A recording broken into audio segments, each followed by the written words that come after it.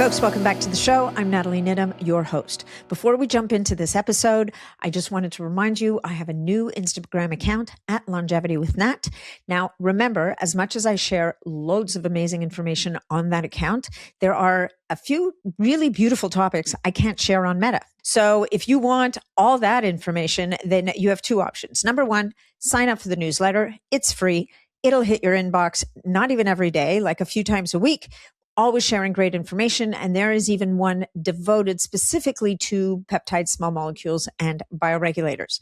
Number two, the next other way to really connect with me and to get into all the topics that maybe we can't share on Meta will be, aside from listening to the podcast, will be to join my membership community. And you can do that.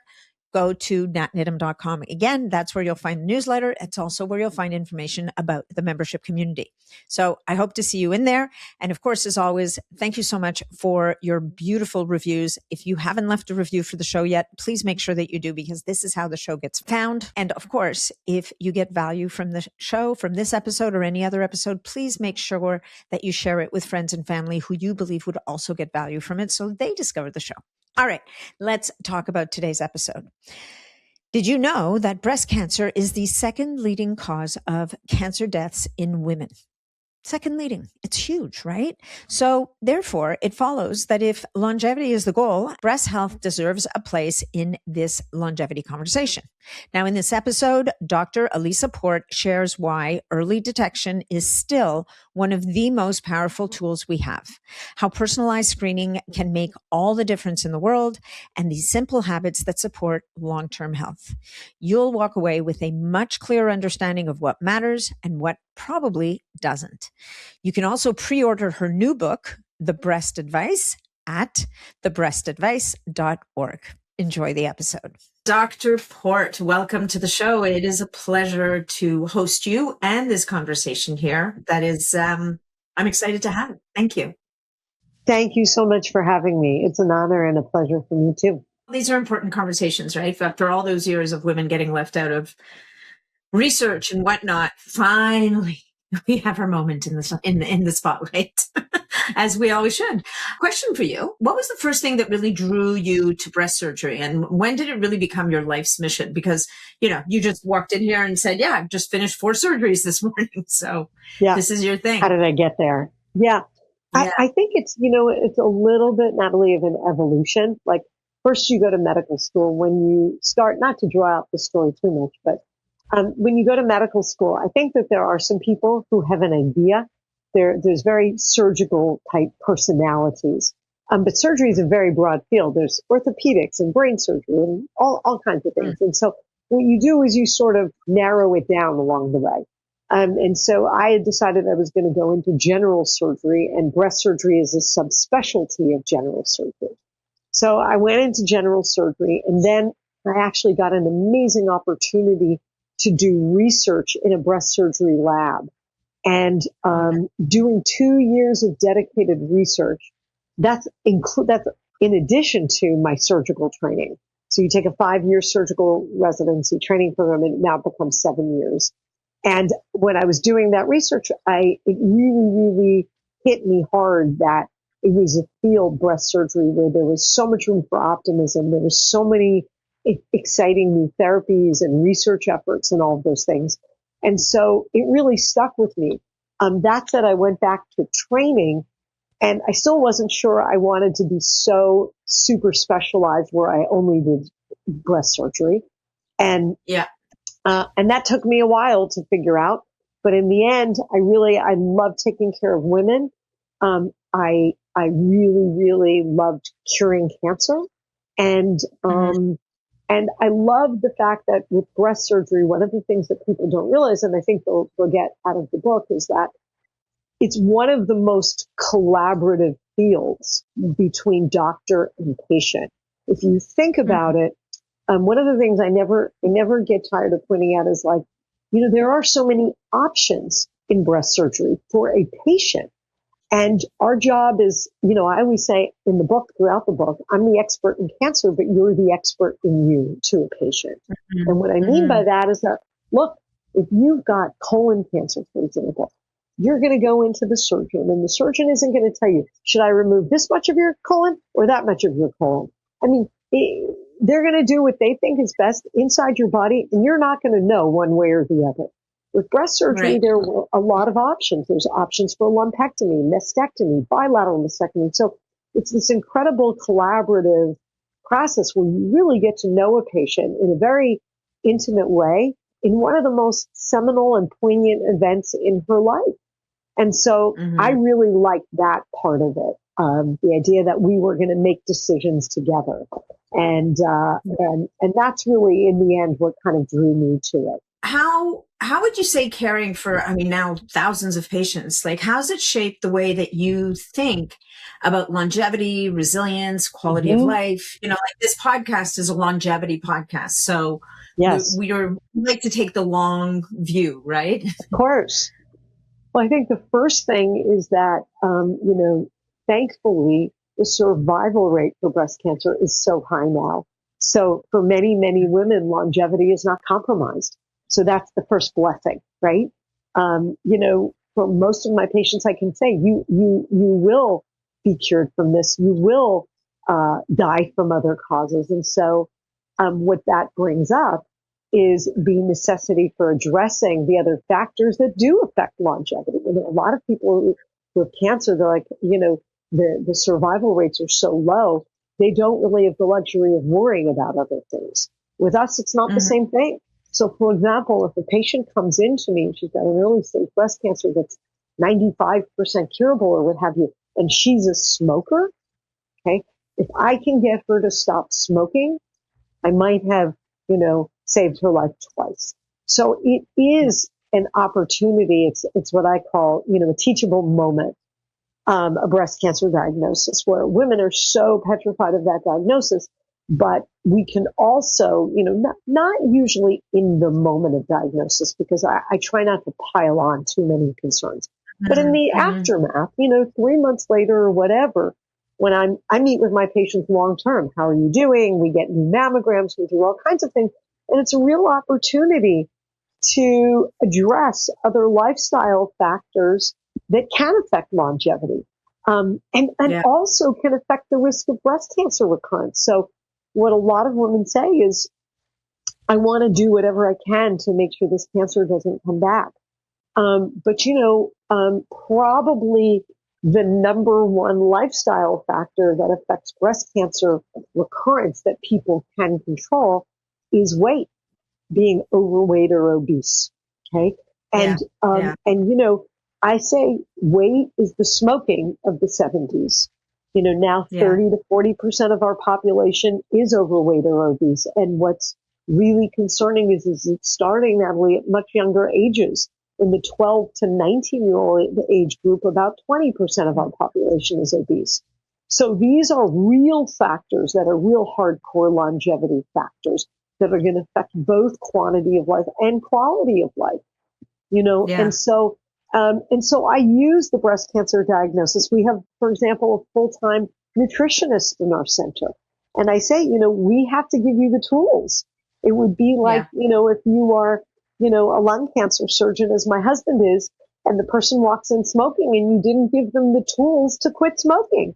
We have to give people the tools to manage weight and manage all the effects that are going to, reduce the risk of the recurrence. And that includes the medications that are now currently available. We're going to dive into body composition in a little while, because I do think that, as you say, I mean, for the most part, it's a controllable risk factor. So it's very behavior driven, but there could be other factors as well, but we'll get to that in a minute. So before we do that, just as we stay in our 10,000 foot view, before we drop down, if you were to look over your career, how has your philosophy of treatment evolved? Because you've been at it for a little while now. So would you say that where you started is different? Because you've treated so many women now. Like, how's your I think most of us who are in this field have been forced to evolve, so in some good ways and some not so good ways. I think one of the interesting factors that's really affected my career. So 10 years ago, I wrote a book called The New Generation Breast Cancer Book. how to navigate your diagnosis and treatment, and remain optimistic in the age of information overload. And that book was written in response to a situation I was seeing a lot of, which is women going to very dark places, down very dark rabbit holes related to doing a lot of it. Was the beginning of internet searching. So you'd be diagnosed with breast cancer and you go online. There wasn't ChatGPT yet. The internet wasn't so smart, and people were getting, they were looking for information, and everyone tells women with breast cancer, get information, get information. But that wasn't the problem. The problem wasn't lack of information. It was too much information and no filter. So women were going to very dark places, reading about things that had nothing to do with their case. And it was, the internet is a clearinghouse for doom and gloom. Okay. So, what I now, 10 years later, the new book, The Breast Advice, is really women are now getting more information than ever before from each other, from other patients, chat rooms, support groups, things like that. And that, The Breast Advice, remember the book, is not just advice for me. It's advice for my patients that I've gleaned over the past 25 years. And so what I think is the big adaptation is, unfortunately, there's been a change in healthcare where everyone is an expert now. And there's a lot of noise, background noise, and there's a lot of what I call leveling of the playing field in terms of, information. My opinion as an expert, with 25, 30 years in the field is the same as some influencer who thinks there's another test that's better for detecting breast cancer. And so while that in the beginning of my career, really wanting people to do the right thing and making sure they did the right thing, I'm over that. I feel like everyone has, everyone's an adult and they get to make their own choices, and that includes who they listen to. And if you're the kind of person who really thinks that, a person like me doesn't, have any expertise over a,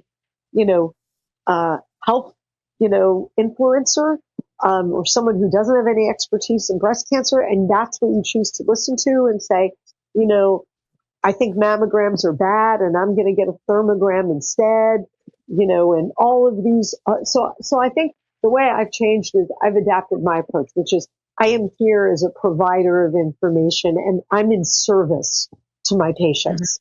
They think that I'm the boss. I'm not the boss. They're always the boss, right? Patients can walk in your office and they can leave and they can choose to do nothing. And I have seen patients walk into my office after feeling a lump for years and choosing not to do anything. And so I just view myself as more of in service to my patients, not, and I'm here to help them, but it has to be a partnership. I'd like to take a quick second to talk about something I'm genuinely excited about, and that's the Wolverine formula from Level Up Health. You guys know how much I talk about peptides and bioregulators on this show, the science of signaling your body to repair, regenerate, and function the way it did when you were younger. Well, the Wolverine formula is basically that philosophy in a single product. It's designed around recovery and tissue repair, containing peptides that support musculoskeletal healing, reduce inflammation, and help your body bounce back faster after tough workouts. Whether that's from exercise, injury, or just the wear and tear of daily life, think of it as giving your body's repair mechanism a serious upgrade. What I appreciate about Level Up is that they don't cut corners, and there's no fairy dusting here. The formulation is thoughtful, the quality is there, and it's built for people who actually take this stuff seriously, which, if you're listening to this show, probably is you. So if you're in a heavy training cycle or you're recovering from an injury, 2 or 3 cycles of this formula was probably go a long way to supporting speedier healing. If you want to check it out for yourself, head on over to leveluphealth.com and check out the Wolverine formula, and make sure to use code NAT for a 15% off discount at checkout. Your body does it all for you. This is one way to give a little back. Once again, that's leveluphealth.com, and make sure to use code NAT for 15% off. Well, you bring up thermography, which is interesting. There's another new test, kind of newer test on the market called the QT scan. Have you looked at that at all? Yeah. What I think people need to understand is that, Mammograms have been studied. This is not a new test. We've been doing them since the 70s. We have tons and tons and tons of data. And we know that across all age groups, starting at age 40 for the general population, the people who get mammograms versus don't get mammograms, equal numbers presumably are going to get breast cancer. But the people who get them, their reduction in dying is going to be anywhere from 15 to 30% from early detection. What is lacking in a lot of these other newer tests is the lack of commitment to do this level of research and study. Do a randomized trial where 1,000 women get the QT test and 1,000 women get the mammogram. And you tell me what happens after 10 years. How good are they at picking up cancer? How good, what's the stage at which these cancers are detected? So I think that, the biggest problem with a lot of this new technology is because they're just advertising and people are buying it. And by the way, insurance doesn't reimburse for it. So people are using their hard-earned money, whether it's a full body scan or whether it's whatever. There is no incentive for these developers to do the research and to do the work because people are buying it anyway. So without any data. So there's very, very little data to support some of these newer technologies. They don't do the research. They don't do the study because why? Because it's extremely expensive, Mm-hmm. And so you can just market it to patients, it would be very appealing to say to someone, I've got something better than a mammogram. But the woman never takes the next step. Nobody likes a mammogram and say, how is it better? Show me the data. Show me the studies that you've published to verify that when it goes head to head with a 50-year-old test that has been perfected over the years. Remember, we're not doing mammograms like we did 50 years ago, right?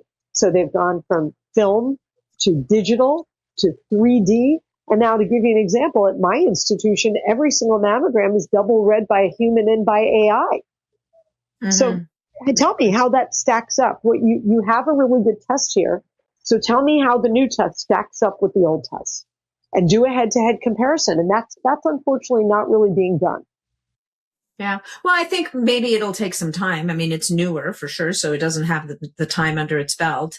I think one of the big things about the QT, and I'm not an expert in it, but I think one of the big things about QT with mammogram is that the mammogram really struggles on dense tissue, mm-hmm. which that's right. Postmenopausal women have, whereas premenopausal women have.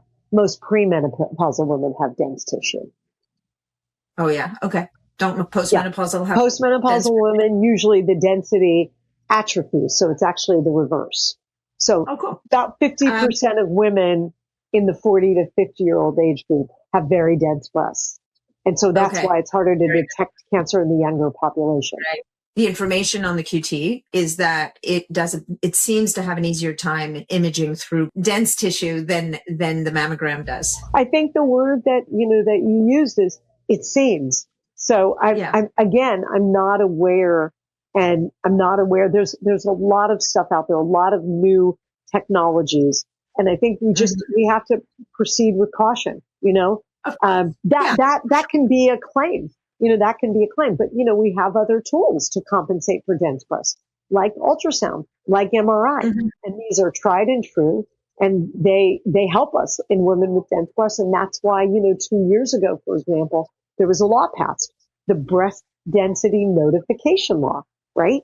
Because you're right. A lot of women were not made aware that their breasts were dense. And this empowers women to know about breast density and to be able to ask for adjunctive screening, i.e. an ultrasound or an MRI, depending on risk. And so it is part of the discussion, and it is, and there is an opportunity to add other tests. What I would say is that again, there has to be validation. Someone can say, I have a new test and I think it's going to do better in dense tissue. And that's a wonderful claim and a wonderful idea. But show me the studies where that's true. Show me a study where someone got a mammogram and then got a mammogram and the QT and blind the readers and tell me how much more cancer did the Q2 pick up. Show me that. Mm-hmm. So Yeah. that's what's called, that's what science is. And so otherwise it's false, false claims and false marketing. Right. I mean, to give you an idea, just so you know, I actually changed a section in the book because to give you an idea, and this is huge in the longevity space, like everybody wants early detection, every test, all of those things. So there's a test that a lot of my patients get called the Galleri test. Okay. It's a blood test. Okay. And it's supposed to screen for early detection of all these different cancers. And it was put out by this company called Grail. Okay. The Galleri test, a lot of my patients did it without any because of the claim that it can detect cancers early. Well, one of the things that we were waiting for is the national health system in Britain undertook a test of Galleri. It didn't go well. Yeah, it didn't go too well. 140,000 people, Natalie, and there was no difference in early cancer detection rates.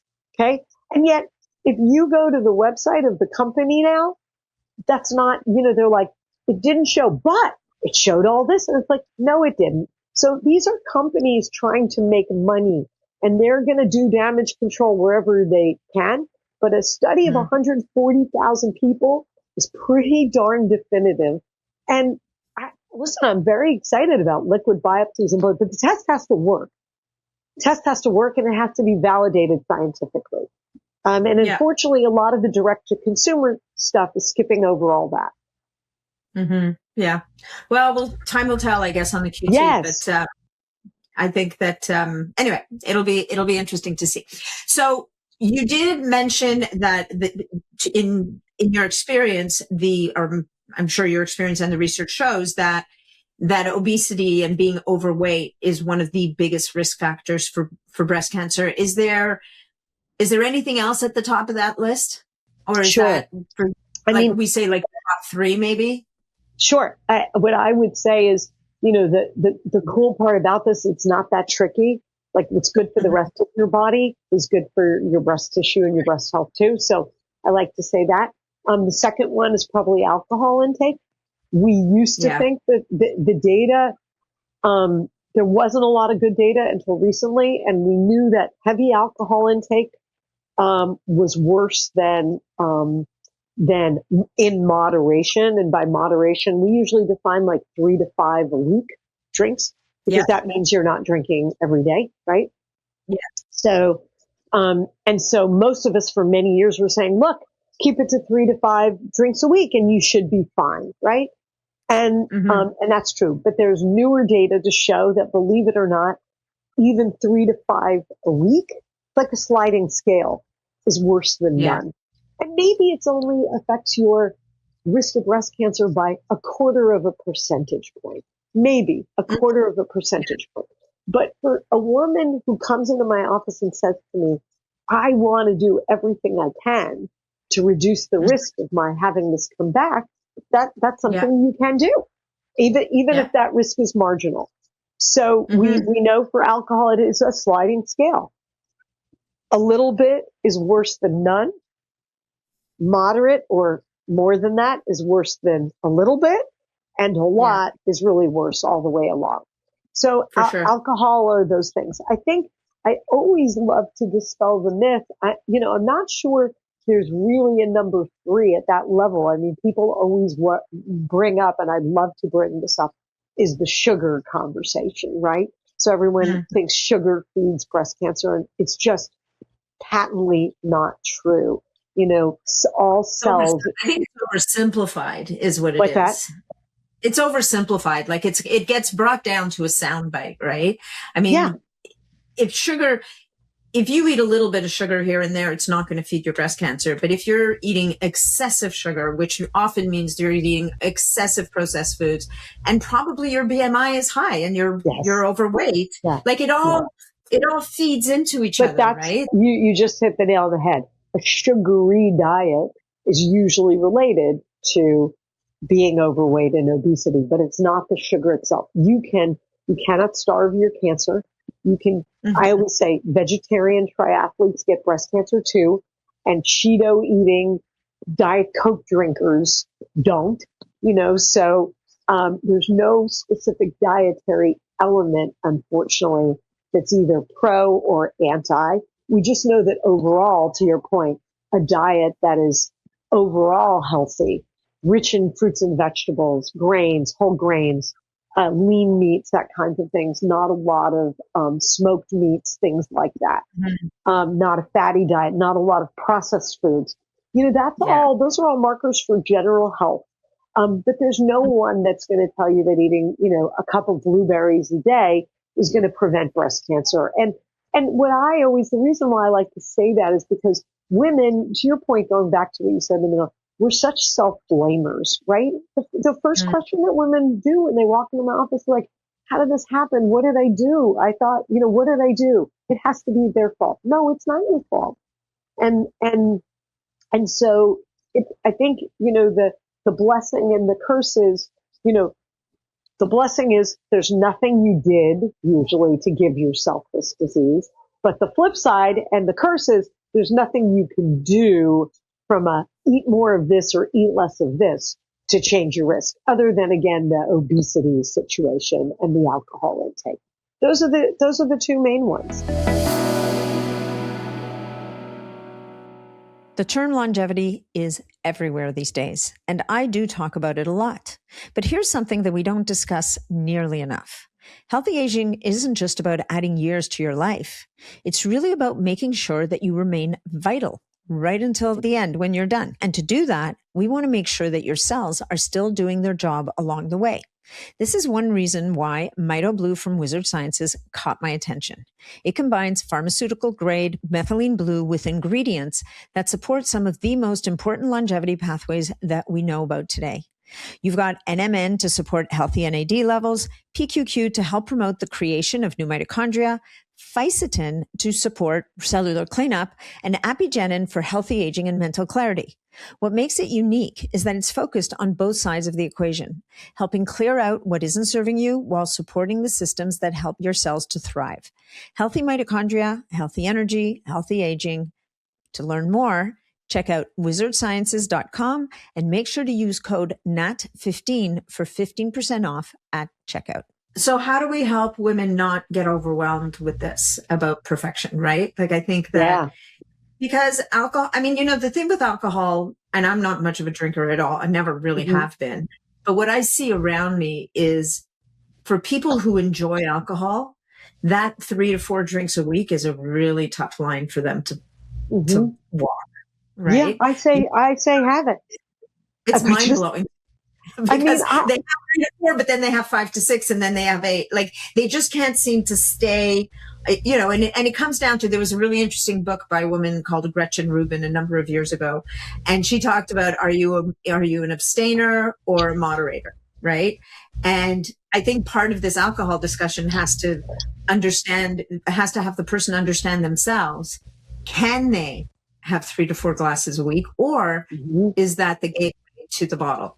Right. And for so many people. And that's where I think giving people advice, and maybe this is where helping patients to understand themselves is what keeps them maybe out of overwhelm or super anxious, because you're kind of giving them the power to say, this is the way I am. Right. So, like, I know with chocolate, if I have a piece of chocolate, I'm happy. I have other friends, if they have a piece of chocolate, they will not rest until the whole thing is gone. I know. Just kind of know thyself, right? I agree with you. And I think it's, it involves self-awareness. It really does. And, I think you're so right. And I love that you brought up the chocolate thing, because I'm like you, where, like, when I say, I'll get on the phone with her, and I was like, I just had a tough day. I just had to have some chocolate. And she'll say to me, my friend is always battled her weight. I think she's fine, but she's one of those people who I call as a stress eater. I think the world can be divided into, like you said, are you an abstainer or a moderator? The world can be divided, in my mind, in 2 groups of people. People who eat when they're stressed, and people who get diarrhea when they're stressed. Okay. And the people who eat when they're stressed, are the people who have a hard time controlling their weight, because there's always stresses in life, and then that always derails them. I've talked to my friend and I said, we had so much chocolate in the office that I had to eat it. She goes, let me guess. You had 5 Hershey's Kisses, right? I said, yeah, about that. She goes, yeah, I polished off like 2, gallons of like, what's it called? Yeah. Chocolate chip ice cream last night. And so you're right. The definitions and it is a self-awareness thing. And, to be honest with you, when it comes to the food stuff, that's why I think these medications are so powerful, because a lot of them are about food noise. And yes, it's an incredible tool. Yeah. But then to go back to that, then I'll leave that for a second and just go back to the alcohol. And I think you're right. Look, and having an alcohol problem, I say, is breast cancer is the least of your concerns. It's only going to dial up your risk 1 or 2% or 3%. Okay. If you are a heavy drinker, meaning every day, like where you say 3 or 4, but then you go out on a Friday night and it ends up being 3 or 4 just for that night. And then you're having a glass of wine with dinner every night. I say, people don't think they have an alcohol problem. They have a glass of wine every night. Like that's kind of a habit, that's 7 to 10 a week. And so, it is important to have the self-awareness to know if it is a habit or if it is habit forming or if it is a problem. That has to be very defined by the person and his or her family. Okay. From a breast cancer standpoint, I don't make such a huge deal over it. Again, it's for those people who say to me, I need to do everything I can do to make sure. And then I'm like, okay, here's something you can do. It's not going to dial up your risk by more or down more than 1% or 2. But if you want to do everything you can, God bless. Okay. But I'm a 3, I'm a like, if you want to have your, glass of champagne at your kid's wedding or whatever. No, I don't think anybody should deprive themselves of that unless they really do have a problem and they can't do it in moderation. And that's a self-awareness conversation. Now let's go back to this whole to the meds, to the overweight thing and talk about the GLPs, because I think the GLPs in a best case scenario really have changed the landscape for so many people. And you started to get into it a minute ago.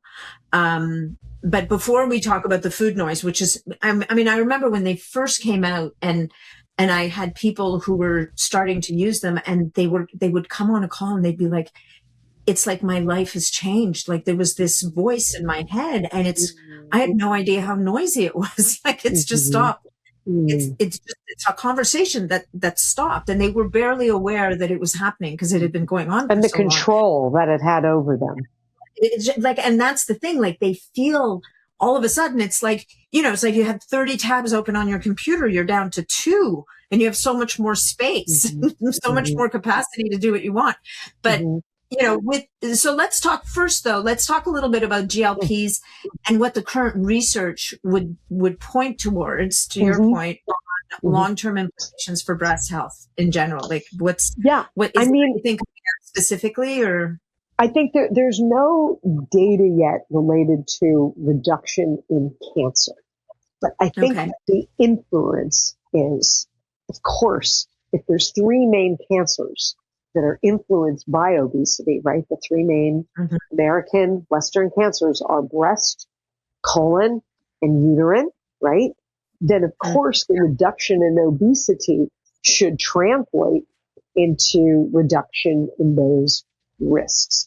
My personal feeling is that we got to the pinnacle, I think, of a perfect storm, which is the combination of how our eating habits have evolved to processed food, the sedentary nature of our lifestyles, it's like, I feel like I'm the only one left who works with her hands and moves around and goes in the OR. And at the end of the day, I'm backbreakingly exhausted. Like who else, who else who has like an executive level job? Of course, I am more like a manual laborer. I really am.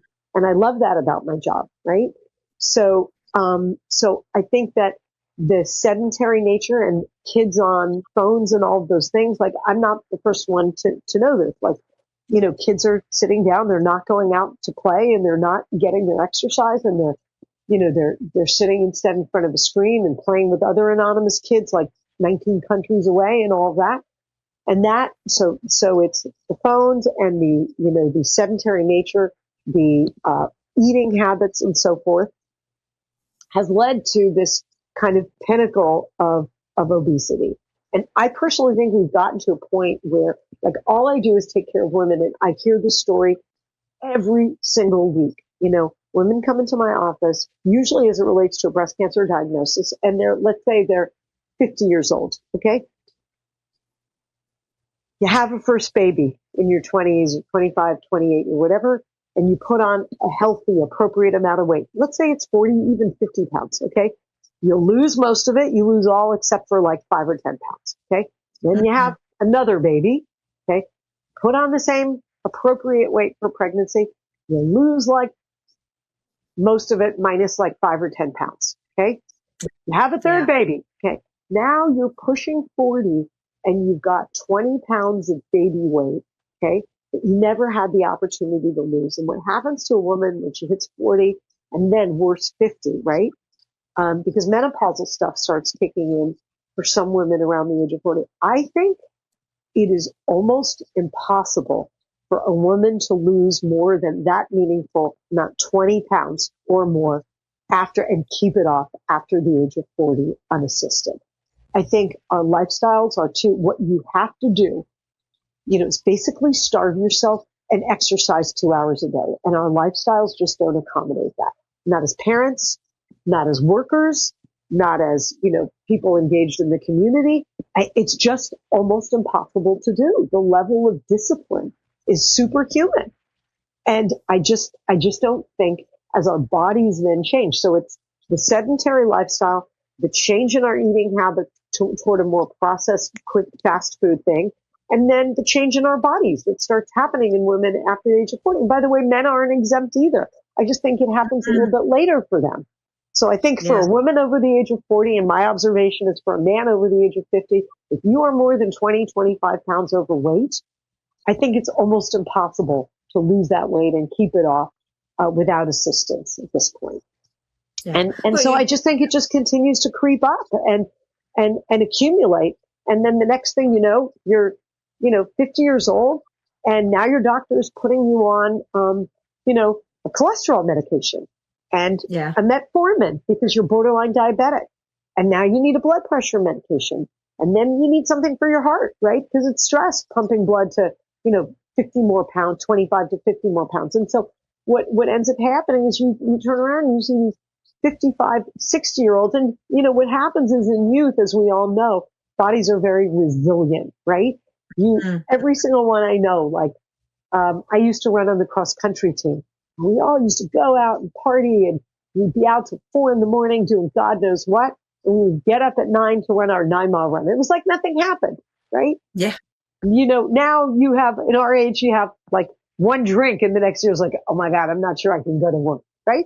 So the resilience is gone and our bodies are affected by all of this stuff. And what happens is that all of a sudden, I think in our for some women it's younger, 40s, depending on how much weight they've accumulated, but more in their 50s, all of a sudden the body decides it's not going to take the joke anymore. Okay. It's not so resilient. And what happens is then you show up in your doctor's office and they start piling on these meds 1 year and then another year and then the other. And so by the time a lot of women come to see me, the peak incidence for breast cancer is 60. Women who are overweight and who have been for a while are probably on 4 different meds. Okay. 4 different meds, mostly that would go away if they weren't mostly related to the weight. Okay? Yeah. And so a lot of these women express like reservations to me to, oh my God. And I talk to them about the meds and I say, would you ever consider? And they're like, oh my God, what are the side effects? How long would I be on them? And I'm like, let me ask you a question.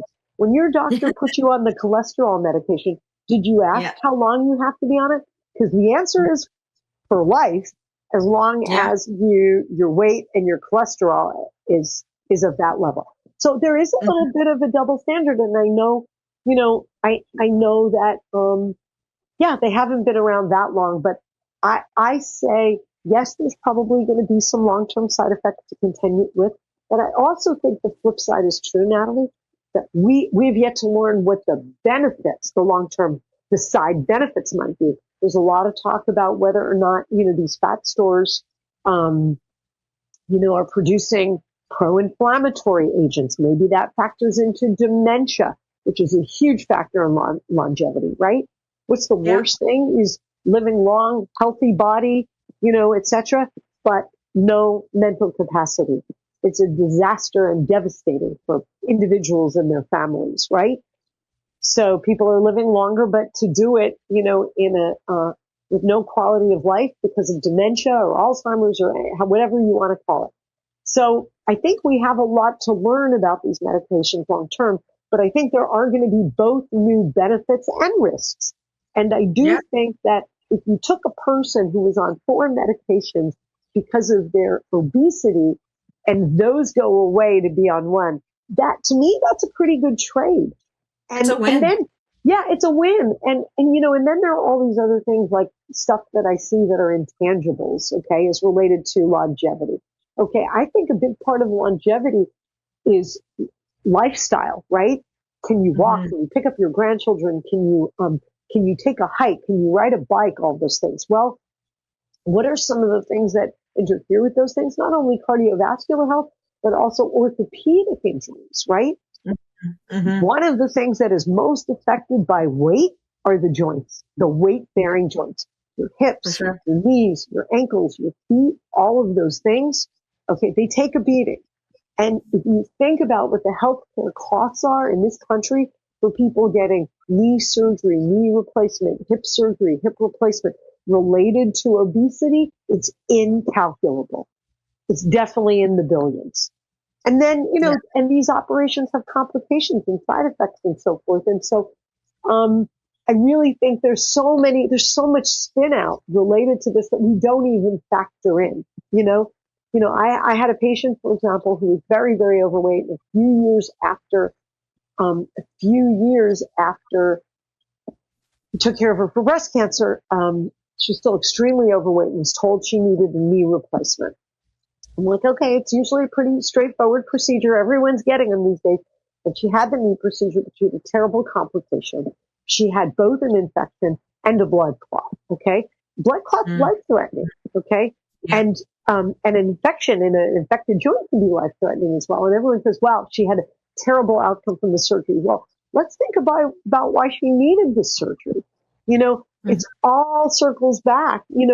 If this person, God forbid, died related to this blood clot, we would say it was a complication of surgery, but the surgery was a complication and the need related to years of obesity and schlepping around an extra 50 pounds. So I think, you have to think holistically about longevity and what the implications are, right?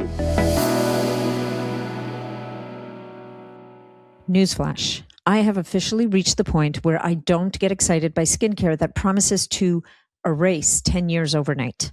Here's the thing. We all know this. If it sounds too good to be true, well, my bathroom cabinet and probably yours has enough evidence already that it's just not a thing. Now, this is one of the reasons why Vita Zero Age Exosomes from Vitali caught my attention. Instead of focusing on covering up aging, it's designed around the biology of how skin communicates and repairs itself. What's unique here is what they call regenerative stacking. You've got zero-age mesenchymal stem cell exosomes acting as the messengers, paired with GHKCU to support rebuilding the skin structure.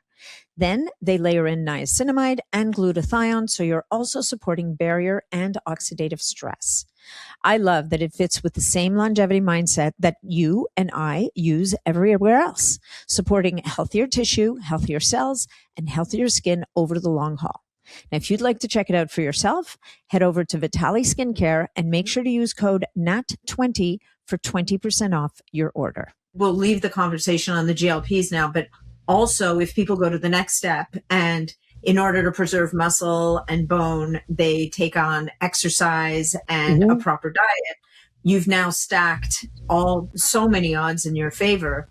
And so, this patient who was obese and ended up needing the knee replacement, had she been offered a GLP and at the same time being offered the opportunity to, once she started to feel better and feel like moving, to actually develop some kind of exercise program so that she would be stronger. Even if she did still need the knee surgery, she probably would have had a better outcome just because I of couldn't being agree more. state, I right? couldn't agree more. I think you're totally right. And I think it's Such just, an it's got opportunity. to be part of the toolbox. It's got to be part of the toolbox. Yeah. Yeah. Okay. So let's move over to another hot topic for women. And this is menopause and hormones. Sure. In your experience, how should women think about hormone replacement theory in the context of breast cancer risk? And, we're all aware of the Women's Health Initiative, which was that horribly flawed study that made a mess of the world for us. Mm-hmm. Let's talk a little bit about that.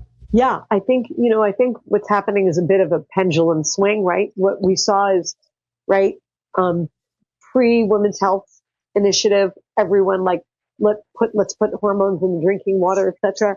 Then the study came out and it really threw a bucket of cold water on hormones, and it was terribly flawed in, so many different ways that are incalculable. And I really do think the breast cancer related portion of this, the risk was massively over dramatized and overstated. Okay. Yeah. And that's probably the part that led to a lot of the black box labeling. Okay. Mm-hmm. I will say what's interesting is for sure there is a slightly increased risk of breast cancer. Okay. You can't really get away from that. And we know that because after the Women's Health Study was published, in the aftermath of that, when you look at the incidence rates of breast cancer and all of these people going off those medications, the risk of breast cancer or the incidence of breast cancer dipped for sure by a significant amount. And in that we saw that was part of the aftermath of so many women going off hormone replacement therapy. Now, that's a separate conversation.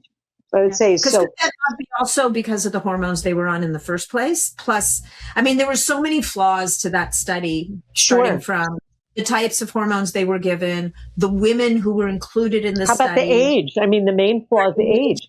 Who starts people on hormone replacement therapy at 60 years old when they're at the most risk and the least benefit?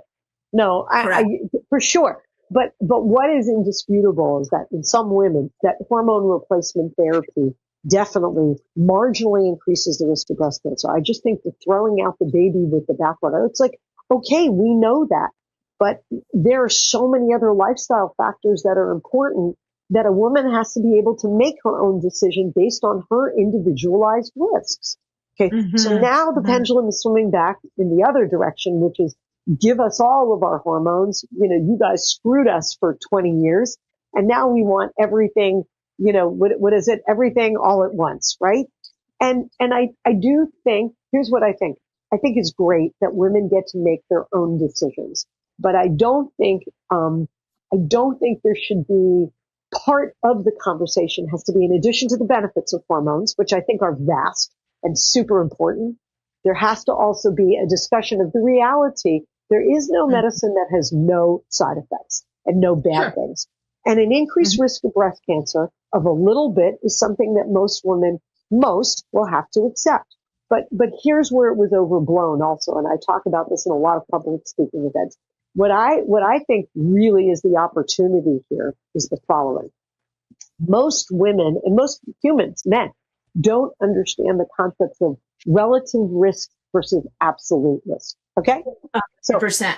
Yes. Right? Okay. So let's talk about that for a minute. If a woman's risk of getting breast cancer is 10% of her lifetime with no other risk factors, no family history, no other things, that's the average woman's risk. Now I say if you go on hormone replacement, you're going to increase your risk by 20%. Okay? Okay.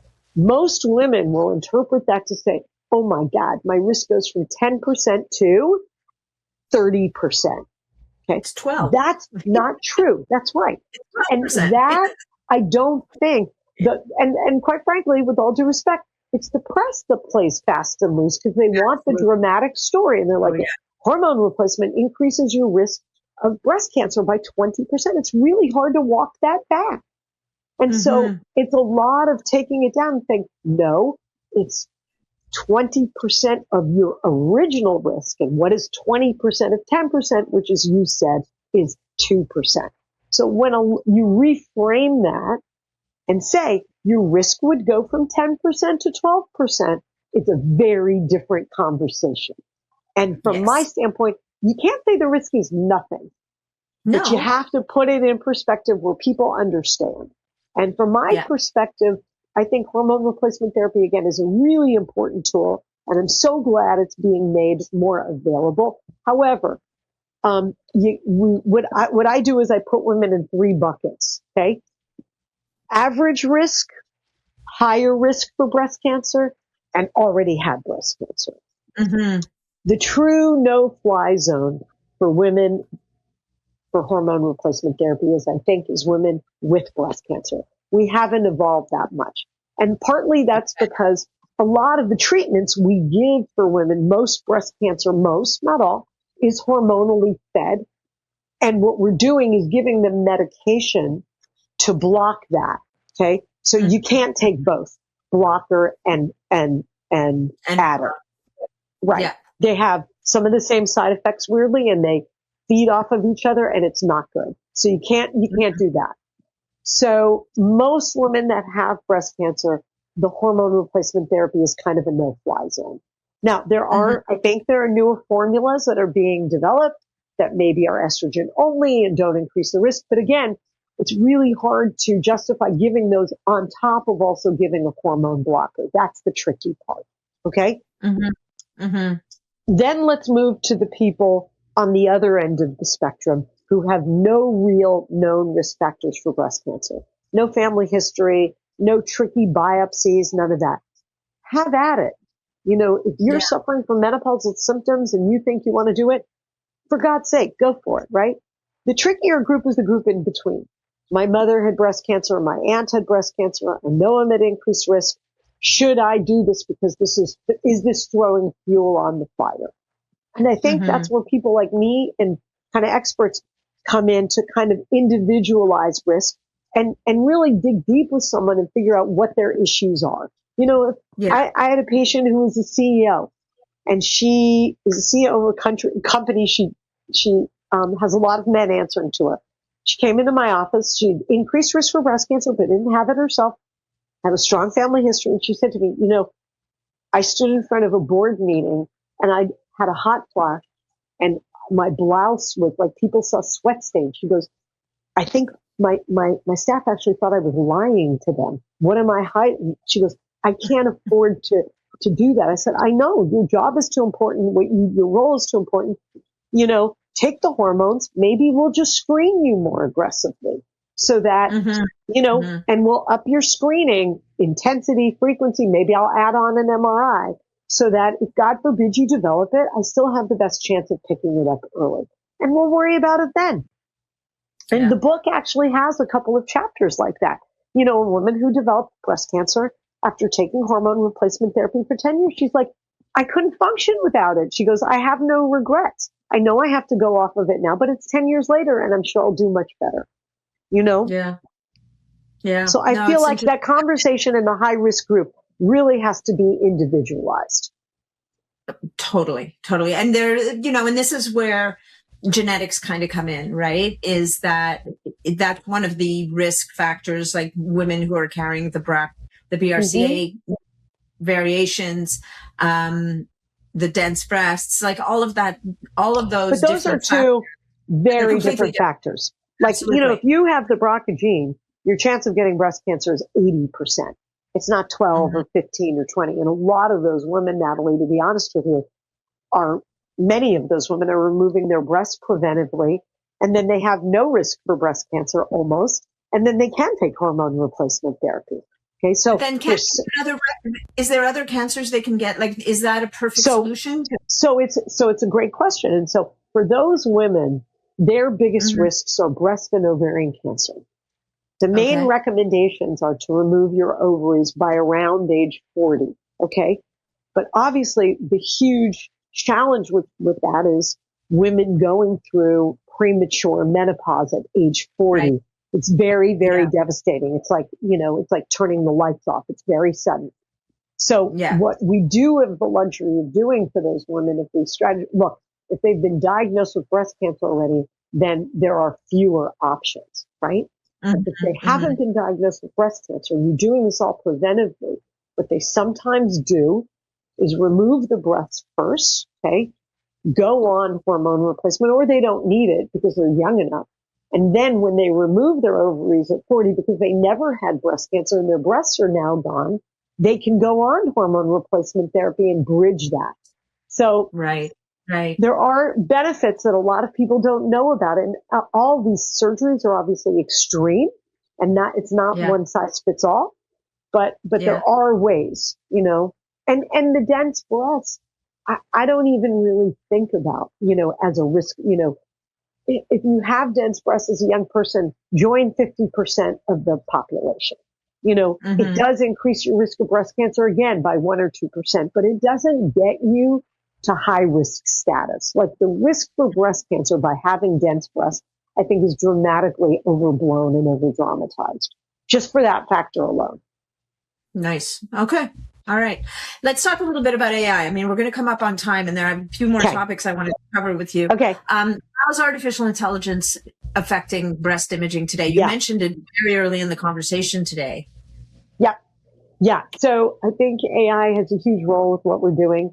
Probably not for me for a while with my hands and my brain that need to be in the OR, although of course robots are, on the horizon and robotic surgery is being done guided by a human already. Here are the main opportunities with AI. The main opportunities with AI have to do with imaging technology in medicine. As you can imagine, a human looking at a mammogram and seeing compared to a person's last year mammogram has a lot of limitations. Humans get tired. We miss things. The patterns, we don't have microscopic vision, et cetera. And so humans are really, really good, but there's a huge amount of room here for improvement because AI is based on pattern recognition, right? What does AI do? You feed it 10 million data points and it tells you what, right? And it sorts through them, whatever. So now imagine, if you've had AI read, 10 million mammograms, it can maybe identify cancers that a human might miss. So as I mentioned, at Mount Sinai in New York City, every single one of our mammograms now are being double read by human and AI. And what we're seeing is it is picking up things. And it's also, the flip side is also true. One of the reasons why people say they don't want to get a mammogram is because they're so afraid of what we call false positives, right? You find something and then you need a biopsy, but the biopsy is normal, but it's such a traumatizing experience. AI helps with that too. If a human sees something, they can have the AI zero in, and maybe if the AI says it's okay, they can, quell their anxiety or their concern about an area. So, so we're already doing this. There's, room for AI in pathology and diagnosis. One of the things we grapple with in surgery, for example, is when I do lumpectomies, and I did a bunch of them today, as I tell you, I take the area out and I take a little extra so that we have better chance of getting kind of clean margins, what we call in the lumpectomy. But I can't see or feel anything when I'm in there. And so all of that has to go to the lab, and they look under the microscope to see what the edges show. And believe it or not, 10 to 20% of the time we'll get the report a week later saying the edges aren't clear and we got to go back in. Okay. But that may be a way. One of the things that's being explored now is whether we could take a quick section from a piece of tissue in the operating room and have an AI read to see if cancer is in the edges, to reduce the need to go back to the operating room, maybe take a little more. So there's that's more exploratory. The here and now is mostly the imaging. One of the things, we talked about BRCA mutation carriers. Those people are extremely high risk of getting breast cancer, and they're getting screened young, and they're getting screened every single year. One of the things we're interested in doing is looking at when a BRCA person gets a cancer diagnosed on imaging. That's like ground zero for the human. But we usually have a normal mammogram from the year before, or a normal MRI, normal imaging from the antecedent years. Well, the question is just because the human didn't see it, maybe the AI can. So we're looking into studies like that. My group is heavily involved in those studies in high risk populations because we take care of a lot of those people. And is there an earlier than early version of cancer detection? Yeah, well, that is the game, right? For sure, early detection. All right, we're going to skip ahead to longevity and life after diagnosis. What does thriving, not just surviving, look like after breast cancer treatment? Yeah, such a good question. I mean, I think number one, it's about going back to I think it's both. There's a physical component and a mental component. And I think both are equally as important. I think the physical component is to go back to being able to do all the things you loved before. You know, I have a patient, I call her the push-up queen of Westchester. She literally, her workout is, I think she does 100 push-ups a day. She can take like any Marine to task. And her biggest fear was that she wasn't going to be able to do 100 push-ups a day, you know, after having a mastectomy or a bilateral mastectomy. And, you know, it's such joy for me when she comes in once a year for a checkup and she's like, yeah, and she's like, look at my, my guns and the push-ups and look at and that for me is, you know, I want people to get back to doing everything that gives them quality of life physically. Mm-hmm. The mental part of it. And by the way, it can also be, as we talked about, a teachable moment, a great opportunity to go beyond that, right? So people have things to prove and lives to live. And I think that's really great. I think the mental aspect is much more complicated. I think what I try to do, the thriving part, is about really getting people to move on and not live in fear of recurrence, right? Mm-hmm. Living in fear of recurrence is devastating, right? Yeah. And what I say is that, you know, if I take care of a 50-year-old woman and she spends the next 20 years of her life worrying about recurrence, you know, she comes to see me 20 years later, and I have patients like this, they're fine. And they're like, yeah, I just wish I didn't worry so much over the last 20 years. And I'm like, you know, so I just think that, you know, there's a chapter in the book, and I started with saying, you know, they say, you know, everything I worry about never happens. You see, worrying works. Okay. Although there's another thing, that worrying is like praying for what you don't want to happen. So, and what you find, Natalie, which is really interesting, is a lot of people come into this diagnosis already worriers, right? They've worried about their kids, or they're worried, like there are very, very anxious people walking around, and this just gives them a new place to put their worry, right? Those people, the only way you'll fix them, that's like, you know, neurosis, and that's psychiatric, and those things, you know, therapy and medication can help. For other people, it's a lot about just reassurance and, you know, explaining to them, you know, there are going to be triggers. Like you're going to hear about a new person diagnosed with breast cancer. It's going to bring it back to you. A lot of my patients, when they come back in, if they didn't have like a bilateral mastectomy, they still need mammograms, right? And they'll come back in, and every year, the night before, they won't sleep. And they'll say, I was so worried you're going to find something new. It's very triggering. And it's very, very, you know, it's PTSD. So there is a bit of that. But I always say, you know, time heals a lot, like getting distance. Like the one way you can convince someone that it's not going to come back is when a year passes, and then another year they start saying, yeah, maybe it won't. So I think some of it is it's the age old with any trauma or any painful traumatic situation or loss or whatever. The passage of time is very helpful. But I always say, you know, if someone feels like they're really, really, really being bogged down they just can't get past it, you know, we need to get them help. Yeah.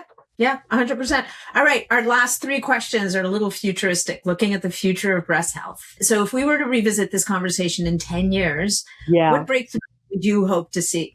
What would you hope in 10 years time to look back and say, wow? I would really hope, one, that there's really a cure for all. Okay. So, the survival rate now is upwards of 90%. It's like 91%, but that's not 100%. So I was at a conference recently with my, the American Society of Breast Surgeons last year. Someone put up a slide and said, our goal should be no breast cancer deaths by 2030. Okay. Okay. I think that's achievable. And I think there's two parts to that. I think, part one is making sure that for some of the more aggressive kinds of cancers where we have fewer options, that when we give the treatment, if that fails, we have line 2 and line 3 and line 4. So we have a lot more options for treatment. But I think one of the other secrets that people don't really talk about is that what we also know is that about a third to a half of breast cancer deaths are related to what we call lack of compliance. And when I mean lack of compliance is like if someone doesn't get a mammogram for 20 years and then they come in with this ginormous breast lump, okay, that's lack of compliance with screening, right? There is that person may have a higher chance of dying from breast cancer. They do, we know, than a person who had a mammogram. What would an ideal, and I think you've already talked about this, so maybe you can just summarize this very, an ideal evidence-based breast health strategy. What would that look like for a woman who's really focused on longevity? Yeah, I think, as we've talked about, but to capsulize, maintaining a healthy body weight, exercise is really key to that. Minimal alcohol intake or minimal to moderation at best. A healthy, balanced diet, and then screening, appropriate screening recommendations based on your own personal risk. So starting at age 40 with a mammogram, maybe younger if you have other risk factors, and that needs to be evaluated with the doctor. We always say start screening 10 years younger than if a relative was diagnosed. So if my mother was diagnosed at 45, I should start my mammograms actually at age 35. So let's personalize more in that way. Let's add on ultrasounds for women with dense breasts. Let's really be clear about who needs MRIs based on increased risk. So for a woman, it's know your risk, regularly screen with the imaging tests that we know work, minimum to moderate, alcohol intake, and maintain a healthy body weight. And those are, basic things that a person can do to give herself the best chances. Love it. And what is the single most important message you would like listeners to remember about breast cancer and long-term health for today? Yeah, I think long-term health is so important because, as we talked about, the survival rates from breast cancer have never been better. So a woman who is diagnosed with breast cancer should have every expectation to live a long, full life beyond breast cancer. And so it's really important to pay attention to overall health factors because the likelihood that you will survive and thrive after breast cancer is extraordinarily high. Thank you so much, Dr. Elisa Port, for taking the time. And the book is The Breast Advice. Thank you so much for taking the time to talk to me today. It's been an absolute honor and pleasure. For me too. Thank you so much for the opportunity.